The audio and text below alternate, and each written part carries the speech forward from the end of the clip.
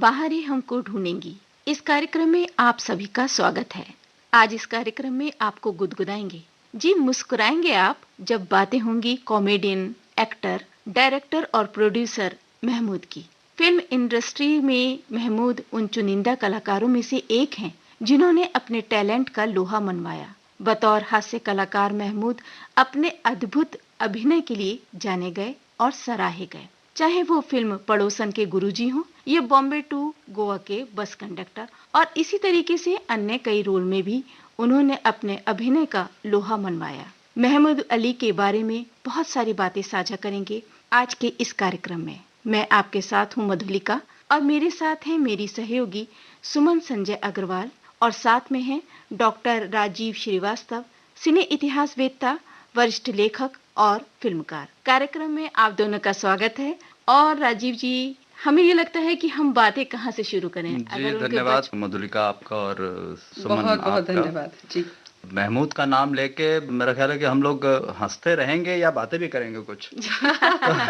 ये नाम ही ऐसा है डॉक्टर श्रीवास्तव कि अगर हम जैसे ही कहते हैं महमूद तो सबके चेहरों पे एक भली सी मुस्कुराहट आ जाती है और बहुत सी फिल्में, उनके बहुत से रोल अनायास आंखों के आगे से गुजरने लगते हैं। जी जी बिल्कुल बिल्कुल। अगर मैं अपनी बात करूं तो मुझे एक जो उनका सीन है, आइकॉनिक सीन है प्यार किए जा फिल्म का, जिसमें उनके पिता ओम प्रकाश बने थे, उनकी भूमिका निभाई थी, और दोनों का एक सीन है बहुत इंटेंस जिसमें वो उनको एक बहुत ही डरावनी सी कहानी सुनाते हैं। तो मेरा ख्याल है कि आप थोड़ा सा उसके बारे में हमारे श्रोताओं को बता भी दीजिए। जब आपने वो प्यार किया जा का जिक्र किया तो बाकी मैं तो फिर उसमें बातें जोड़ूंगा ही। मुझे तो मतलब बचपन की यादों की तरह से वो सीन याद है अभी तक। और क्योंकि मैं अब जाके इस बात को रियलाइज करती हूँ कि क्या पोटेंशियल था इन एक्टर्स का। महमूद साहब बेटे के रोल में वो कहानी सुनाते हुए और वो जिस तरह के साउंड इफेक्ट्स उसमें दे रहे हैं कि दरवाजा खुल रहा है हवेली का और उसमें से एक ऐसी आवाज आती है और उस पे ओम प्रकाश साहब के वो घबराने के और पसीना छूटते हुए एक्सप्रेशंस, और क्या कॉन्फिडेंस डायरेक्टर का रहा होगा इन एक्टर्स पर कि उन्होंने इतना क्लोजअप लिया है पूरे सीन में। कैमरा पैन आउट नहीं करता, बाहर नहीं जाता है, वो जूम इन करके रहता है उनके चेहरों पर। तो ये दिखाता है कि निर्देशक को भी कितना विश्वास है अपने कलाकारों पर। लेकिन इस सीन में एक खास बात यह है कि दर्शक जो वहां पे होते हैं वो हंसने के बजाय डरते ज्यादा हैं। वो जब वो उस तरीके से बोलते हैं कि अब दरवाजा खुल रहा है और इस तरह की चोरी, तो वो लगता है कि भाई कुछ सिहरन सी हो रही है। बिल्कुल। लेकिन जो हमारे श्रोता हैं उनको सिहरन नहीं उनमें पैदा करते हैं, कुछ हल्की फुल्की बातें आगे बढ़ाते हैं। मैंने इसके बारे में कहीं पढ़ा था, जब ये सीन फिल्माया जाना था तो महमूद साहब ने इसकी प्रैक्टिस अपने एक किसी दोस्त के साथ करी जी। और उन्होंने वही सीन क्रिएट करने की कोशिश की कि वो एक सुनसान से इलाके में गए और उन्होंने अपने दोस्त से कहा कि चलो ये सीन की प्रैक्टिस करते हैं। और वो दोस्त को जैसे ही फिल्मों में दिखाया गया है ना कि चर आवाज जो सुनाई है फिल्मों में, सेम उन्होंने अपने दोस्त के साथ एक्ट किया और दोस्त तो इतना डर गया कि वो बोला मुझे नहीं रहना तुम्हारे साथ, वो भाग गया। तो वही इफेक्ट हम लोगों ने फिल्मों में भी देखा उनकी इस फिल्म में। देखो ना, एक कलाकार के रूप में ये उनकी मल्टी फेसेटेड पर्सनालिटी को दिखाता है। कलाकार के रूप में एक संपूर्ण कलाकार थे कि जहां वो हंसाते थे तो इतना हंसाते थे कि लोग कुर्सियों से गिर जाते थे, डराते भी थे, और कुंवारा बाप फिल्म में उन्होंने रुलाया भी। बिल्कुल बिल्कुल। तो आगे बढ़ने से पहले इतना हमने जिक्र किया है फिल्म प्यार किए जा का, तो क्यों ना गाना सुन लो उनके ऊपर जो फिल्म है। बिल्कुल।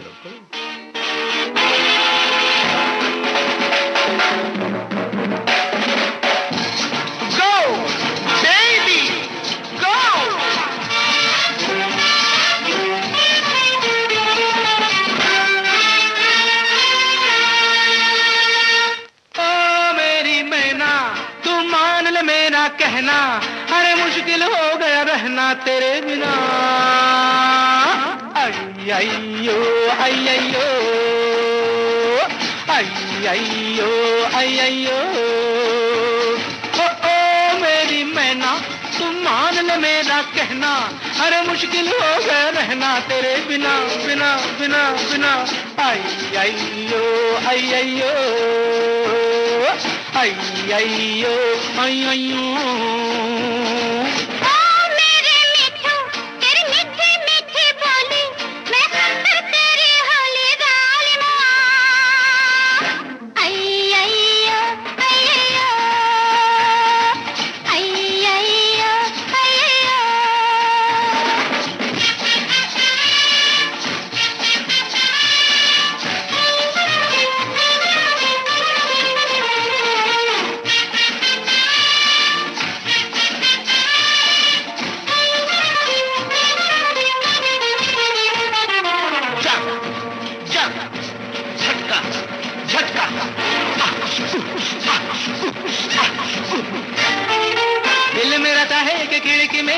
बन के कबूतर करूं मैं गुटर गूं, दाना खिलाए जो तू मुझे तो मैं प्यारे प्यारे हाथों को बार बार चूमूं, दिल मेरा चाहे कि खिड़की में तेरी बन के कबूतर करूं मैं गुटर गूं, दाना खिलाए जो तू मुझे तो मैं प्यारे प्यारे हाथों को बार बार चूमूं।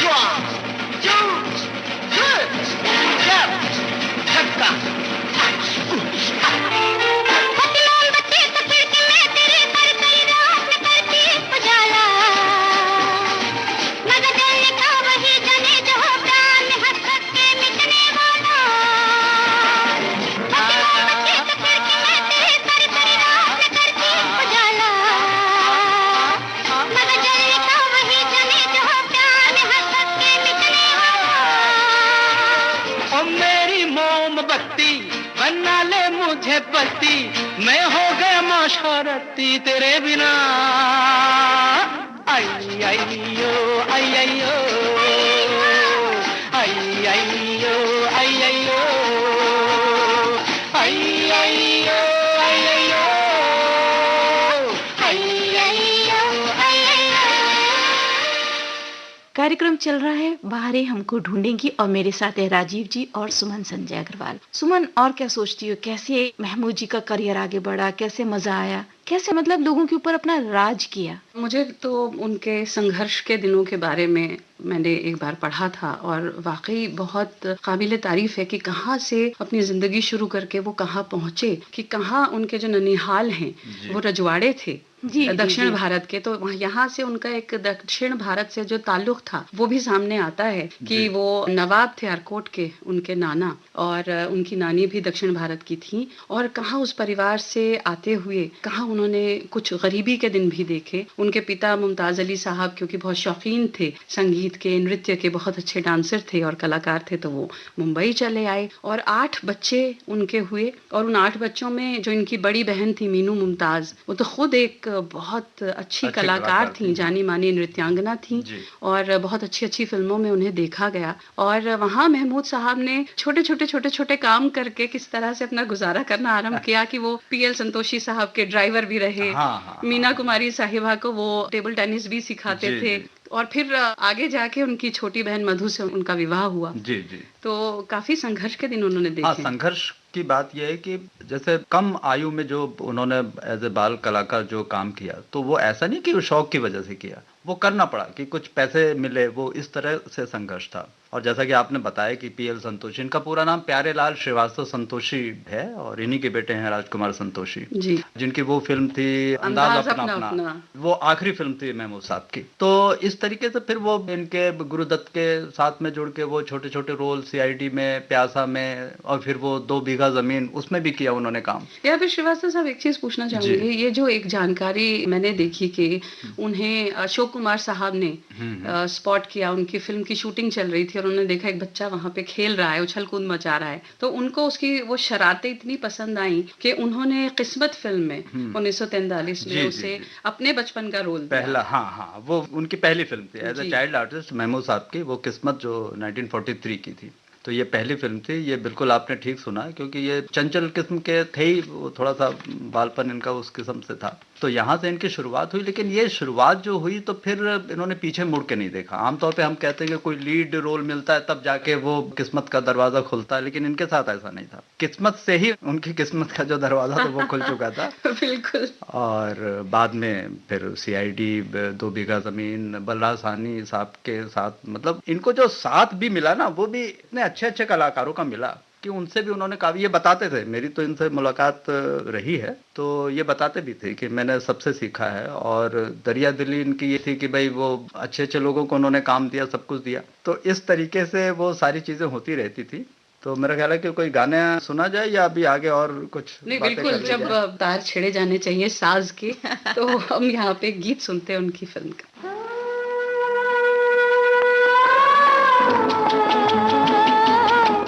मतवाली आंखों वाले, ओ अलबेले दिल वाले, दिल तेरा रहेगा अगर तू इसे अपना ले।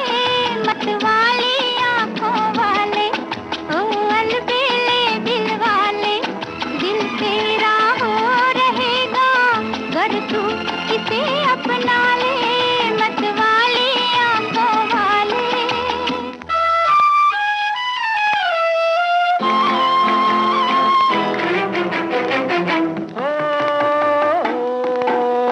तुझको शायद धोखा हो गया, सुन ऐ हंसी, मैं वो नहीं, मैं वो नहीं।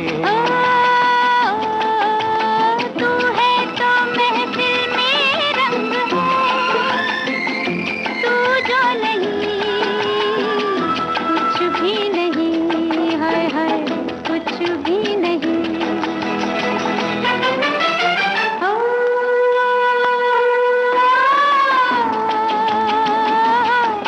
मतवाली आंखों वाले, ओ अलबेले दिल वाले, दिल तेरा रहेगा अगर तू इसे अपना ले। मतवाली आंखों वाले।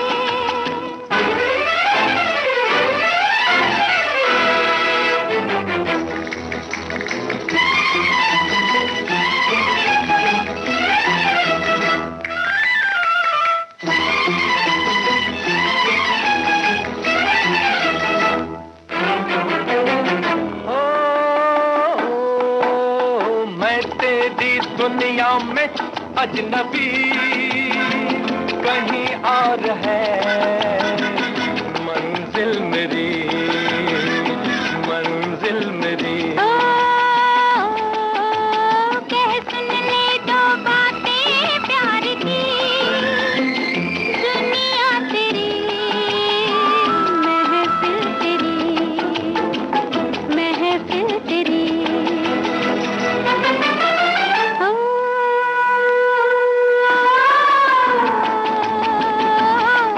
मतवाली आंखों वाले, ओ अलबेले दिल वाले, दिल तेरा रहेगा अगर तू इसे अपना ले।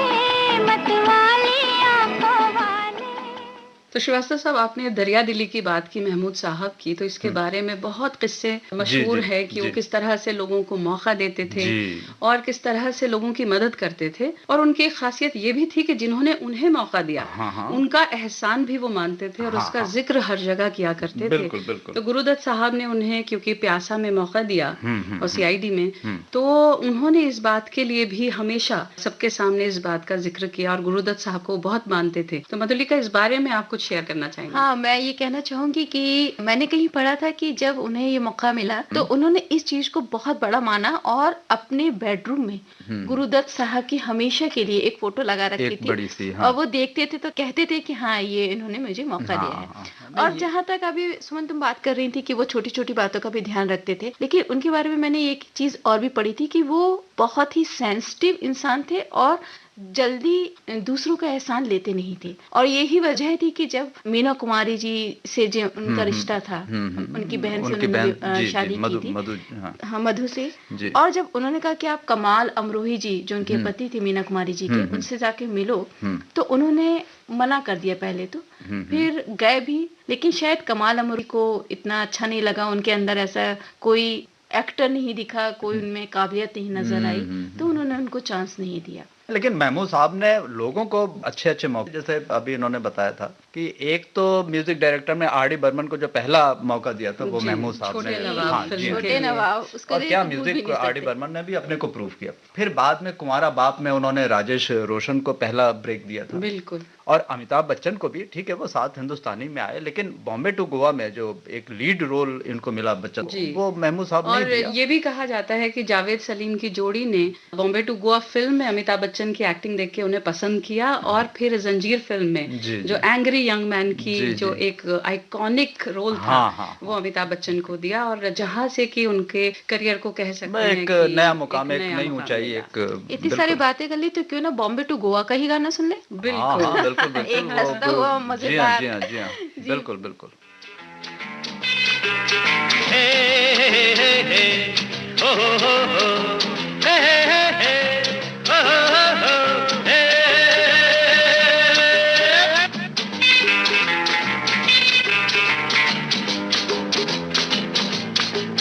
ओ महकी महकी ठंडी हवा ये बता, मेरे यार की गली का क्या तुझको है पता। हवा ने हंस के कहा, अरे सुन ले उसका पता, मिलना है यार से तो जा बॉम्बे टू गोवा।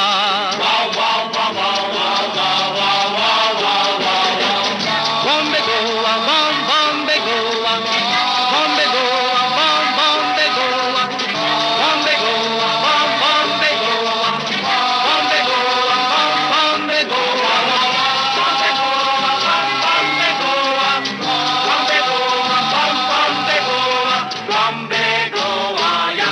ये है प्यार का सफर,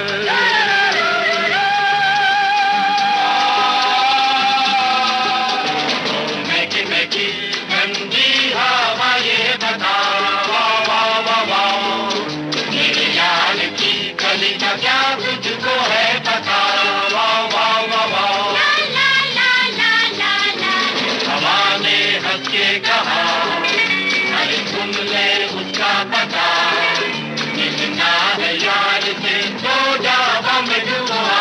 वाह वाह वाह वाह वाह वाह वाह वाह वाह वाह वाह, बॉम्बे गोवा बॉम बॉम्बे गोवा, बॉम्बे गोवा बॉम बॉम्बे गोवा, बॉम्बे गोवा बॉम बॉम्बे गोवा, बॉम्बे गोवा बॉम बॉम्बे गोवा, बॉम्बे गोवा बॉम बॉम्बे गोवा, बॉम्बे गोवा बॉम बॉम्बे गोवा, बॉम्बे गोवा या।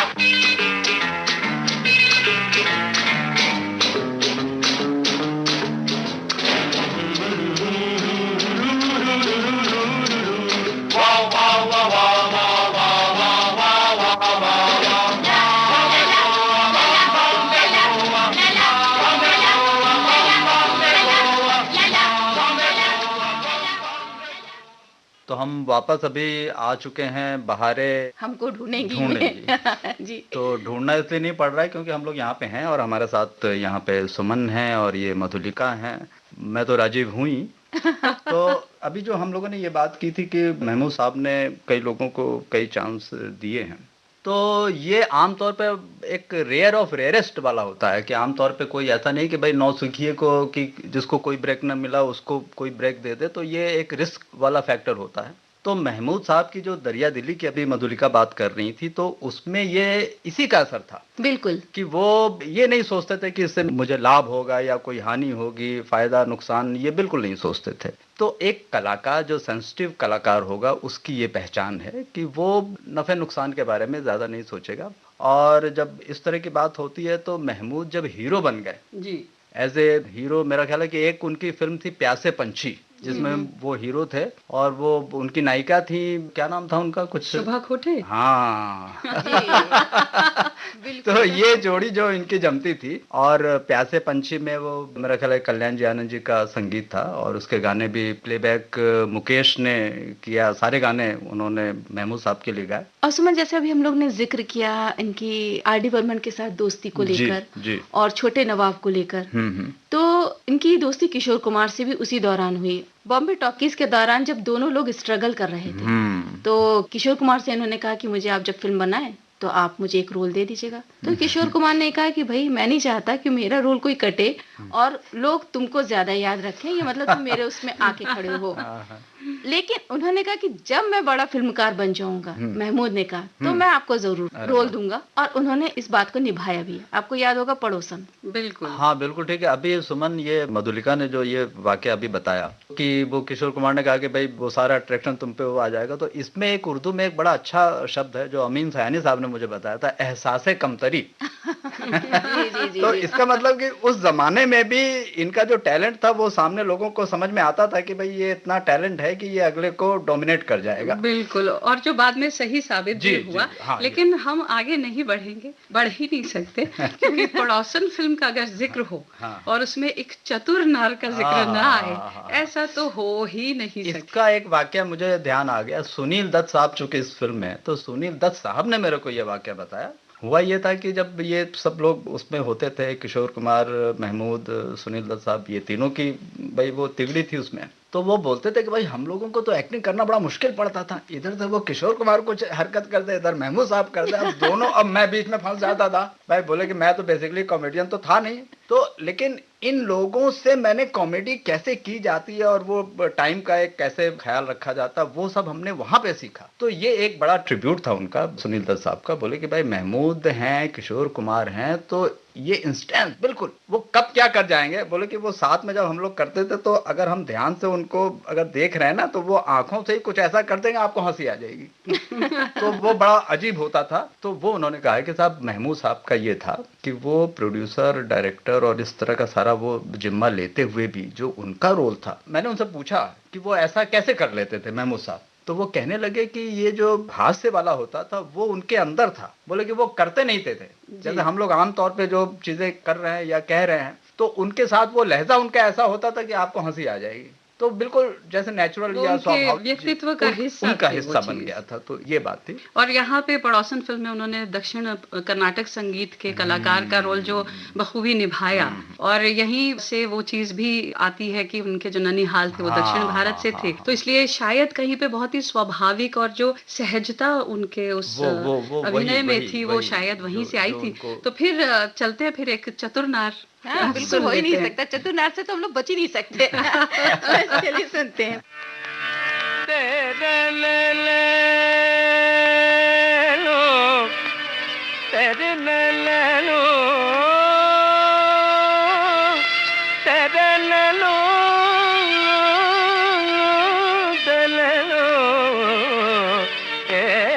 तेरे लो, तेरे ले लो।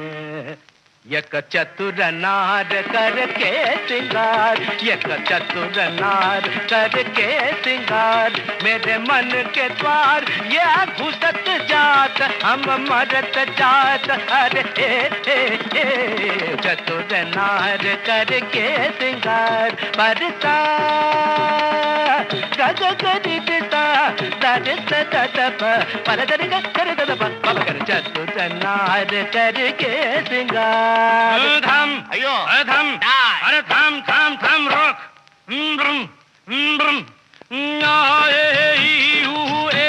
अम्मा, नम नम नम नम नम नम नम नम नम नम नम नम नम, बला बला बला बला रे, बला बला बला बला रे, बला बला बला बला रे।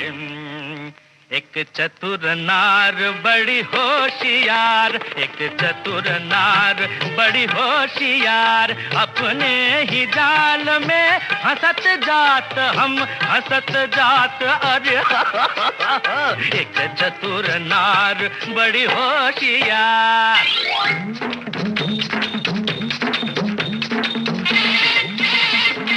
तू क्यों थी दे, तू क्यों गोरी ज्ञान तेरे करे लाख लाख दुनिया चतुराई, चुटकी कर दूंगा मैं उसकी अब के जो आवाज लगाई, चुटकी कर दूंगा।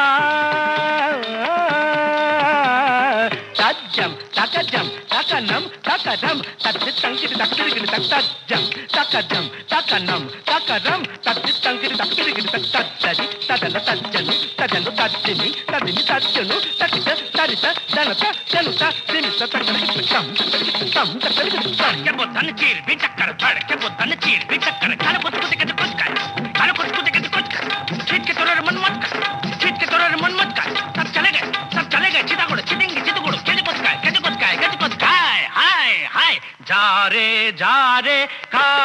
कागा का क्यों शोर मचाए उस नारी का दासन बन जो राह चलत को राह भुलाए काला रे जा रे खारे नाले में जाके तू मुंह धो के आ काला रे गारे गारे ये गड़बड़ जे गारे ये सुर बदल ओ गारे गारे ये हमको भटका गारे दिया। गारे ये सुर की तरह दिए ये सुर ये इन्ना आया है तो ये चतुर नार हम छोड़ेगा नहीं जी ये चतुर नार हम पकड़ कर रखेगा जी मेरे मन के द्वार ये घुसत जात हम मरत जात अरे ए चतुर नार करके सिंगार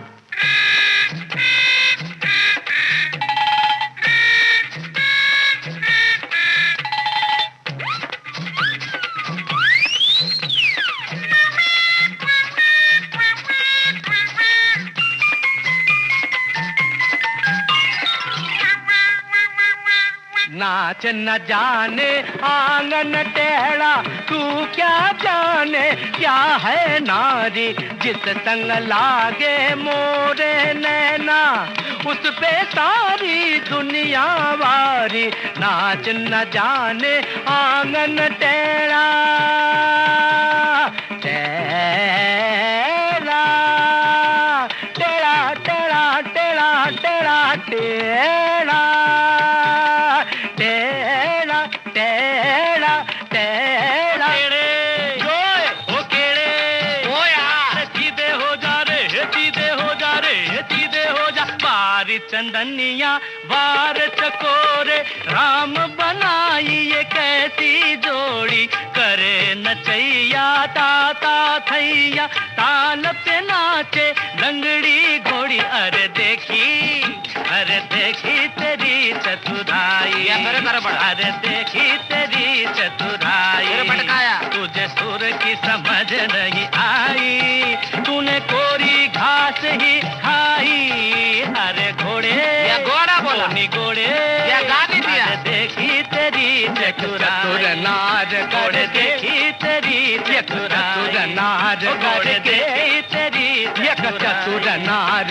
करके नार अरे घोड़े तेरे एक चतुर नार अयो घोड़े तेरे ओ एक चतुर नार अयो घोड़े तेरी अयो घोड़े तेरी चतुर घोड़े ये चतुर ये घोड़ा ये घोड़ा चतुर घोड़ा ये क्या रहा घोड़ा चतुर एक पे रहना या घोड़ा बोलना या चतुर बोलना गाओ एक चतुर नार करके सिंगार एक चतुर नार बड़ी होशियार मेरे मन के द्वार ये घुसत जात अपने ही जाल में फंसत जात हम मरत जात अरे आय आय आय आय आय आय चतुर नार बड़ी होशियार करके सिंगार अपने ही जाल मेरे मन के द्वार फंसत जात ये घुसत जात हम हंसत जात हम मरत जात मरत जात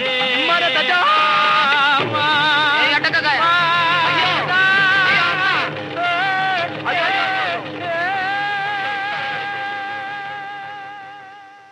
बहारें हमको ढूंढेंगी। बहारें ढूंढ रही हैं उन कलाकारों को जो आज हमारे बीच नहीं हैं और हम अपनी बातों में फिर से पुनर्जीवित करने का प्रयास कर रहे हैं सबके पसंदीदा कलाकार महमूद को। तो श्रीवास्तव साहब कोई और आपको बातें याद हो क्योंकि आपकी तो मुलाकात रही है। हाँ, मुझे एक वो ध्यान आ रहा था, असल में उनके साथ वो छोटे नवाब का हम जिक्र कर रहे थे तो आर डी बर्मन साहब को उन्होंने मौका दिया और लता मंगेशकर ने एक बहुत ही अच्छा गाना उसमें गाया है, घर आजा गिराई बदरा सांवरी। हाँ, तो ये जो कंपोजिशन है ये आर डी बर्मन ने जो बनाई है तो वो आपको मतलब ये लगता है कि होनहार पिता का होनहार जो बेटा होता है जैसे एस डी बर्मन साहब का वो। तो चूंकि इस रिकॉर्डिंग में सारे में महमूद साहब सारे लोग थे तो अब लता मंगेशकर वो हिचकिचा रही थी कि भाई ये नया म्यूजिक डायरेक्टर अभी किस तरीके का क्या बनाएगा, कंपोजिशन बनाएगा। तो जब ये कंपोजिशन इन लोगों ने बैठ के तैयार की और एस डी बर्मन साहब को जब सुनाया तो बर्मन दादा ने कहा कि भाई इसको तो एक ही गाएगा, वो लता गाएगा अपने अंदाज में। उन्होंने कहा वो लता गाएगा।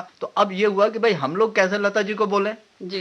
तो ये बोला कि नहीं नहीं मैं करता हूँ ना। अच्छा, उस समय थोड़ा सा लता मंगेशकर इनके ताल्लुकात म्यूजिक में नहीं अच्छे। गा रही थी, तो वो थोड़ा सा वो था, लेकिन वो सारी चीजें अलग रख के एस डी बर्मन साहब ने सीधे फोन किया, ओ लता, वो राहुल आरडी ने, वो पंचम ने बनाया है गाना, वो तुमने गाना है। और ये बात लता जी ने भी मेरे को कंफर्म की थी। तो लता जी ने कहा कि जैसे ही उनका फोन आया तो वो सारे गिले शिकवे पुराना था वो सब मैं भूल गई। मुझे अच्छा लगा कि दादा ने आगे बढ़ के मेरे को फोन किया। बोले कि मैं गई और रिकॉर्डिंग में वो सारे लोग थे, महमूद थे, वो सब वो बताए थे। बोले कि वो इतना अच्छा बना। लेकिन क्योंकि आपका तो ये व्यक्तिगत एक प्रसंग है, जी, आपने जी, खुद जी, सुना है जी, उनके जी, मुंह से। जी। तो एक चीज जो मैंने पढ़ी है कि छोटे नवाब के इस गाने के लिए जब रिहर्सल हुई थी, और क्योंकि इनके ताल्लुकात अच्छे नहीं थे एस डी बर्मन साहब से, लता दी के, तो उन्होंने उनके बंगले की सीढ़ियों में बैठ के रिहर्सल की थी, ऐसा पढ़ने में आता है। तो ये बात कितनी सही है? ये सब अब इसमें कई बातें ऐसी होती है ना जिनको सुन के और आनंद लेना चाहिए।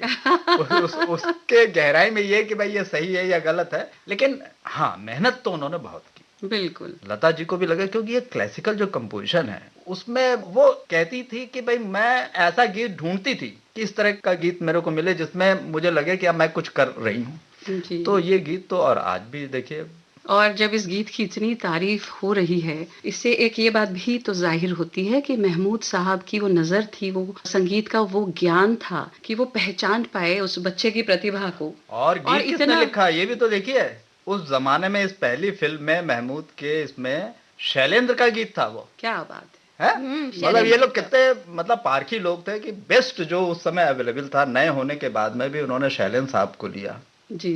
तो ये इनके अंदर का जो कलाकार है, जो प्रतिभा लोगों को पहचानती है, तो ये गुण भाई ये रेयर ही कहा जाएगा ना। तो सचिन देव बर्मन जी का क्योंकि जिक्र आया तो एक जी। छोटी सी बात मुझे याद आई जो जी, मैं यहाँ जी। साझा करना चाहूंगी। बहुत जी। ही मजेदार बात है, क्योंकि आपने कहा कि क्योंकि उनके बेटे थे, और कई बार ये होता है कि जो बड़े कलाकार हैं और बहुत आदर्शवादी कलाकार हैं, वो अपने बच्चों को आगे बढ़ाने में भी विश्वास नहीं रखते, और उन्हें लगता है कि हाँ ठीक है, प्रतिभा तो है पर शायद उतनी नहीं है, इस तरह का वो उनका विचार रहता है। तो सचिन देव बर्मन साहब का एक इंटरव्यू मैंने पढ़ा था, और उन्होंने कहा कि मुझे उस दिन पंचम पे गर्व हुआ जिस दिन जब मैं घूमने जा रहा था, तो पहले लोग कहते थे सचिन देव बर्मन, और सचिन देव बर्मन का बेटा राहुल देव बर्मन। लेकिन पहली बार लोगों ने कहा अरे वो आर डी बर्मन के पिताजी जा रहे हैं। हाँ हाँ, ये देखिए ये उस तो दिन मुझे हाँ, लगा कि हाँ मतलब मेरा गर्व बेटा की बात तो है कि अगर एक एक अच्छा बाप कलाकार है। अपने बेटे के नाम से जाना जाए जी। तो ये तो गर्व की बात है ही। इतनी सारी बातें कलन और राजीव जी, गाना तो बनता है। हाँ बिल्कुल बनता है। अरे वाह क्या बात। तो सुनते हैं ये गीत फिल्म छोटे नवाब से। घर आजा घिर आए बदरा सांवरिया, घर आजा घिर आए बदरा सांवरिया, मुराजिया धक धक रे चमके बिजरिया, घर आजा घिर